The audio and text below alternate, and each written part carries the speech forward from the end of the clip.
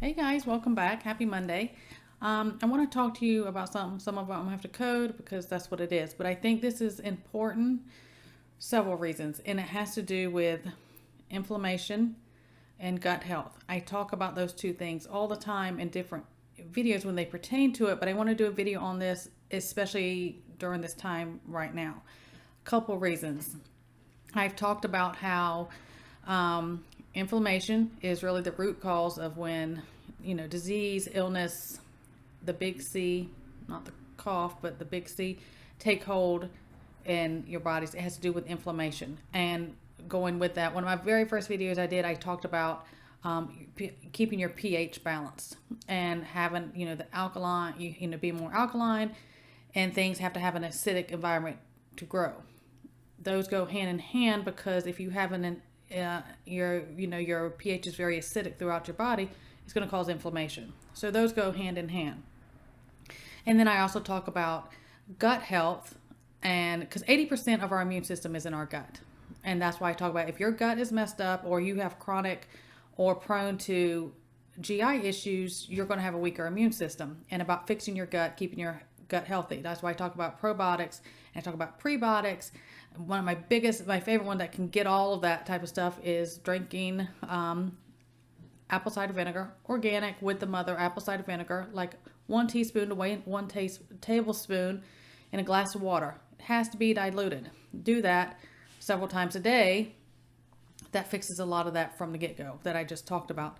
And I'll go over some more things. The reason I want to bring this up is there are things that have been going around, and that certain illness that's been going on, it's changes, okay?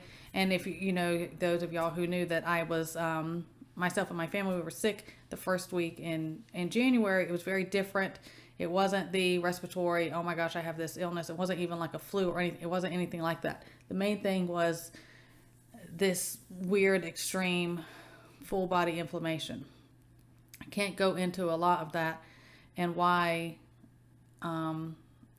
when it's spreading very differently, because those who, these have gone in and how that, spreads. I've talked about what that word is called. And I'm going to do a more detailed about pertaining to some of this and some conference things I've been doing to help with that. But anyways, on here I want to cover, because of the illness of this, even if you've not done this, how that gets out to others. And I talked about that on Rumble. Maybe I'll attach a couple videos to down in the description, so check those out, okay? It is causing a lot of issues, but it's causing this very severe inflammation, which is setting up things. It's very smart. I've talked about that. When things are done in mad scientist type fashion, they're created in a very unnatural way, okay? And there's a purpose for that. And so this inflammation, okay, and I'm seeing it more and more in people, even from early on when everything started coming out with the sickness, okay? I think that's important. We're going into spring. Things are getting more chaotic in the world. We're not able to, some things, supplement forms are harder to find. They're being pulled. I've been talking about that for a long time. So I want to go over a couple things, because also we're coming up in springs. A lot of people have allergies. So not only do we have this stuff I've been talking about going on, but there's other things that are going to bombard us. Because one of the biggest causes of whole body or chronic inflammation, even if you're very healthy, like I do this, has to do with environmental exposures and toxins. See what I'm saying? And other things that, look in the skies, in the air, different things, the water, the food, the list goes on. You're bombarded with it all the time. And what do I say about preventive care, supporting our immune system, giving that extra boost of help so things don't happen, okay? Or take a hold. So like I said, spring's coming up, allergies. Allergies cause inflammation. Whether, of course, food allergies, you stay away from that. Environmental allergies, it causes whole body inflammation because it releases a histamine. That's your body reacting to that thing. It causes inflammation. That's why sometimes you're like, oh, I just have these really bad allergies. It'll knock down your immune system, okay? So anything that's a acute or chronic infection, viral, bacterial, whatever, I've been trying to discuss that, is causing this very severe, almost dangerous level inflammation. Okay.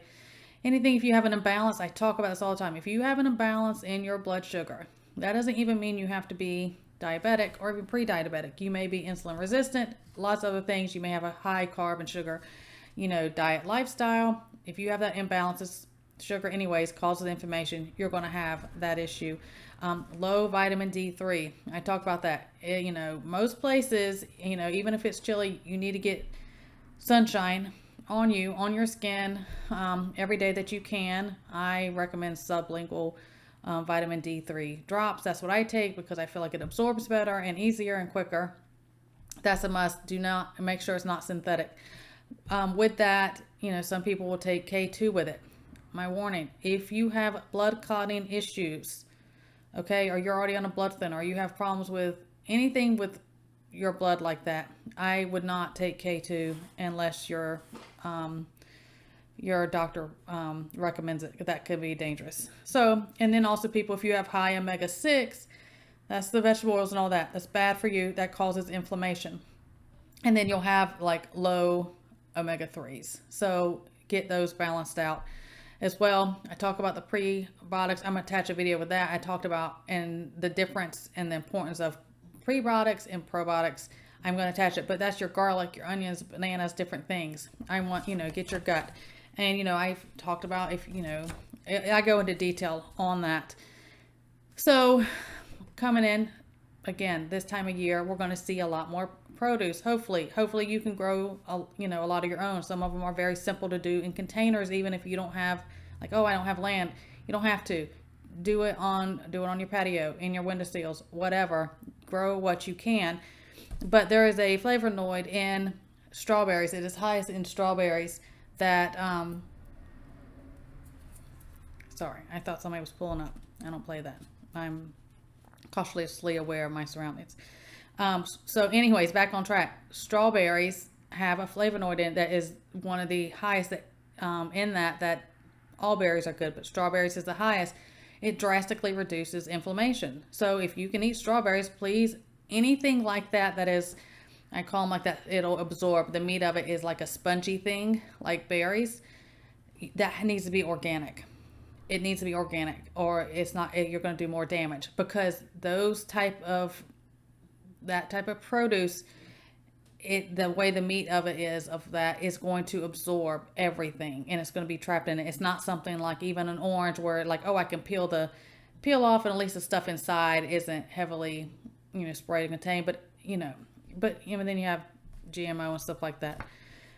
But you can find those, and you can grow them yourself. Strawberries are super easy to grow. So that, and most people are antioxidant deficient. I talk about antioxidants all the time, and how that gets rid of the inflammation and gets rid of the free radicals. That's why I talk about grounding, earthing yourself barefoot on the ground, especially if you get near a body of water, the ocean, streams, anything with movement. But even if it's especially even if it's a damp ground, if you can't get near water, it helps. It helps that inflammation. It gets rid of those free radicals and all that type of stuff. Do that. So other fruits, apples, kiwis, all that is good for inflammation. Mangoes, grapes, tomatoes.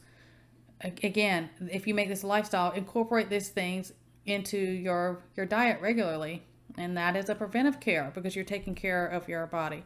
Vegetables, things like cucumbers, onions, which is also good, one of your prebiotics. Take that. Different types of tree nuts, leafy greens. Again, all of that is going to help with this inflammation. You're going to have to do things that way. Like I say, when things are a lifestyle, not like, oh, I'm on this diet. This needs to be, fruits and vegetables and stuff like that need to be the highest intake of your stuff to prevent stuff. Yes, I know about things being expensive, and that's why I encourage you to grow as much as you can. Get what you can. Locals, farmers markets are usually way cheaper than the grocery store, and you know where it came from. But also, while we can still do these things and while we can still get them in the grocery stores, please try to do that now, because things are going to change. Okay? It's not going to be as convenient in the future, in my opinion. And stock up on different things that you can, and get your body ready, because there's going to come a time. I mean, there's been times in history. I mean, my grandmothers used to share with me that you may go into eating for survival versus I just can go pick out whatever I want, whatever I feel like having, and that's what I eat. So keep all that in mind. I want your body strong before we get to that point, and that's preventive care, and then you'll be more resistant to a lot of things. So herbs, your oregano, your thyme, lemon balm, there's lots of them I've talked about. I constantly talk about herbs and different things. And again, just make teas out of them. It don't have to be difficult at all. Just throw it in your food, throw it in your salad, throw it on your meats, throw it on your vegetables, whatever. Incorporate it in, and it'll help. And you just keep doing that, and it's not an immediate things when you do natural stuff. I talk about it all the time. It's not that immediate 24-hour fix. I took this pill, I feel great. That's a Band-Aid fix. That's covering symptoms. I want to fix the root cause of things, and I want preventive care. And this is the way. Well, this is my opinion. This is the way to do it. So things like turmeric, cinnamon, allspice, clove. I actually did a series on those warming herbs. Fantastic anti-inflammatories. Fantastic, and just incorporate them. Do it again in teas. I talked about the cinnamon milk every night. There's different benefits for taking that. Again, with all those, do your best to get organic.